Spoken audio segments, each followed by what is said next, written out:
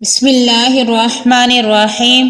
السلام علیکم ورحمۃ اللہ وبرکاتہ۔ حضرت انس رضی اللہ تعالیٰ عنہ کہتے ہیں کہ رسول اللہ صلی اللہ علیہ وآلہ وسلم نے فرمایا، آپس میں قطع تعلق نہ کرو، ایک دوسرے سے بے رخی نہ اختیار کرو، باہم دشمنی بغض نہ رکھو، ایک دوسرے سے حسد نہ کرو، اللہ کے بندو آپس میں بائی بائی باندھ جاؤ۔